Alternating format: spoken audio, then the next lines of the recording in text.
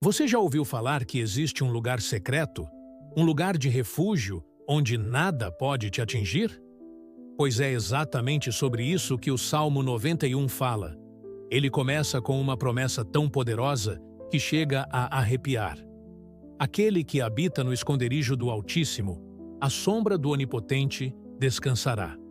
Só essa frase já abre uma porta para uma reflexão profunda.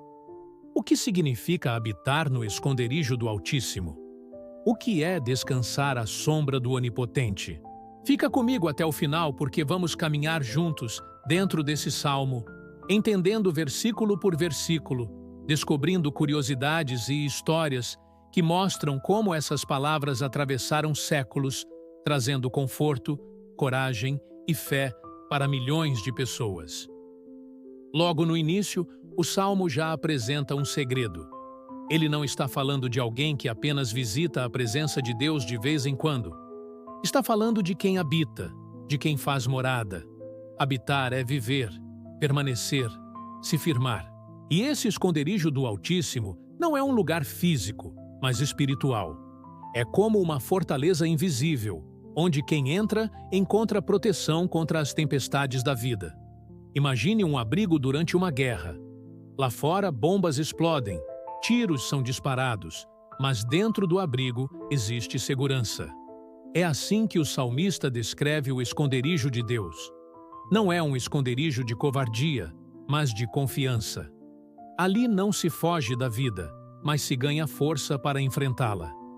Em seguida, o salmista declara: Direi do Senhor, Ele é o meu Deus, o meu refúgio, a minha fortaleza, e nele confiarei. Essa parte é muito interessante porque mostra a importância da confissão. Não basta apenas acreditar em silêncio. O salmista fala, declara, confessa com a boca. Existe um poder enorme em verbalizar a fé. Quando você diz que Deus é o seu refúgio, você está afirmando para si mesmo, para o mundo espiritual e até para os seus próprios medos, que a sua confiança não está nas circunstâncias, mas no Senhor. E aí vem uma das partes mais conhecidas. Porque Ele te livrará do laço do passarinheiro e da peste perniciosa. O laço do passarinheiro é como uma armadilha preparada em silêncio. O passarinheiro é aquele que arma redes para capturar aves desprevenidas. O Salmo está mostrando que existem armadilhas invisíveis, situações que você nem percebe que estão sendo preparadas contra você, mas que Deus já está vendo de longe.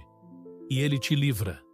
Já a peste perniciosa lembra pragas, doenças, calamidades que assolam multidões. E aqui entra uma curiosidade. Esse salmo foi muito usado em momentos de epidemias ao longo da história. Em épocas de peste negra na Europa, famílias recitavam o Salmo 91 em suas casas, acreditando na proteção divina. Até soldados em guerras carregavam esse texto em seus bolsos como um amuleto de fé. Logo depois, vem uma imagem poética e cheia de significado. Ele te cobrirá com as suas penas, e debaixo das suas asas estarás seguro. É uma metáfora linda.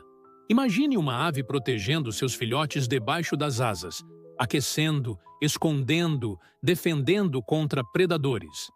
Essa imagem aparece em várias partes da Bíblia e sempre remete a cuidado e proximidade. Não é uma proteção distante, é uma proteção íntima, calorosa, quase materna. E o salmista completa: a sua verdade será o teu escudo e broquel. Escudo e broquel são armas de defesa. Escudo maior, broquel menor. O que protege não é apenas um objeto, mas a própria verdade de Deus. Aqui aprendemos algo profundo. A mentira enfraquece, mas a verdade de Deus protege. Outra parte marcante diz: não terás medo do terror da noite, nem da seta que voa de dia, nem da peste que anda na escuridão, nem da mortandade que assola ao meio-dia. Veja como o texto abrange todos os horários e tipos de perigo.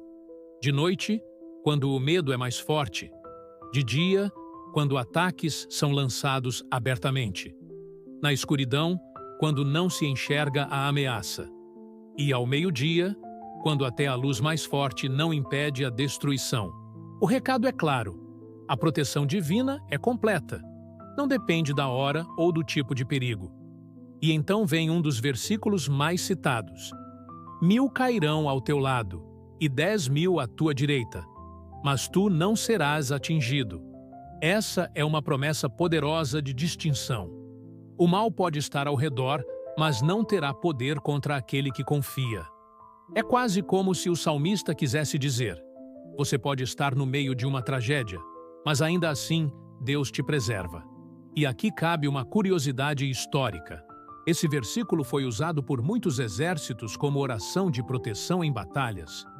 Soldados que sobreviveram a guerras creditavam ao Salmo 91 a razão de estarem vivos enquanto tantos outros tombaram. O Salmo continua afirmando que apenas com os olhos verás a recompensa dos ímpios. Isso reforça a ideia de justiça divina. Quem confia em Deus não precisa se vingar ou revidar. O próprio Senhor cuida disso. E então o texto repete algo fundamental: porque fizeste do Senhor o teu refúgio, do Altíssimo a tua habitação, nenhum mal te sucederá, nem praga alguma chegará à tua tenda. Note como a condição é clara. É preciso fazer de Deus habitação, não visita. Não basta buscá-lo apenas em momentos de crise. É necessário permanecer. Uma das partes mais conhecidas do Salmo aparece em seguida: porque aos seus anjos dará ordem a teu respeito, para te guardarem em todos os teus caminhos. Aqui entramos no tema dos anjos. Esse é um dos trechos que mais alimentou a crença popular nos anjos da guarda. A ideia é simples e poderosa. Deus envia seus anjos como guardiões para proteger aqueles que confiam nele. E mais, não apenas em alguns caminhos, mas em todos os caminhos. Isso inclui desde os grandes desafios até as pequenas situações do dia a dia. O Salmo ainda acrescenta: eles te sustentarão nas suas mãos, para que não tropeces em pedra alguma. Ou seja, até os detalhes estão sob cuidado.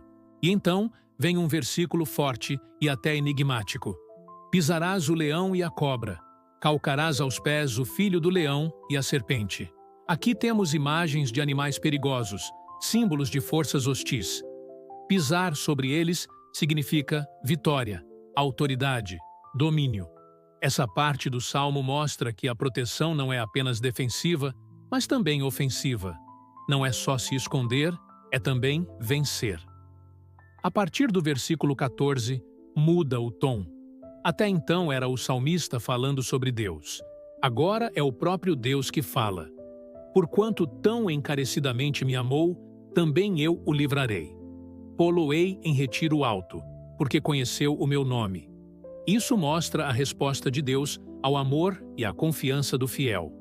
O Senhor promete livramento, honra, presença constante. Ele me invocará, e eu lhe responderei. Estarei com ele na angústia, dela o retirarei e o glorificarei. Essa parte é uma das mais consoladoras. Não significa que não haverá angústia, mas que Deus estará presente nela. E por fim, o Salmo fecha com uma promessa que resume tudo: dar-lhe-ei abundância de dias, e lhe mostrarei a minha salvação. Perceba como o Salmo 91 é completo. Ele fala de proteção, justiça, vitória, companhia de Deus, presença de anjos e até da eternidade. É por isso que é considerado um dos textos mais poderosos das Escrituras. Ele não nega que existem perigos. Pelo contrário, cita pestes, armadilhas, guerras, feras, mas afirma que aquele que habita no esconderijo do Altíssimo tem uma segurança sobrenatural. Não é isenção de problemas, mas presença de Deus em meio a eles. Agora, pensa comigo. Quantas vezes você já se sentiu cercado de perigos, inseguro diante de crises, assustado diante de notícias ruins? É justamente nesses momentos que o Salmo 91 se torna mais vivo. Ele nos lembra que existe um lugar onde podemos descansar, um lugar de confiança, um esconderijo espiritual. E não é algo distante. está disponível agora mesmo para todo aquele que escolhe confiar. Por isso, se esse texto falou com você, não guarde só para si. Comente, compartilhe, se inscreva para acompanhar mais conteúdos como esse. E, acima de tudo, faça do Senhor a sua habitação diária. Porque quem habita no esconderijo do Altíssimo, à sombra do Onipotente, descansará.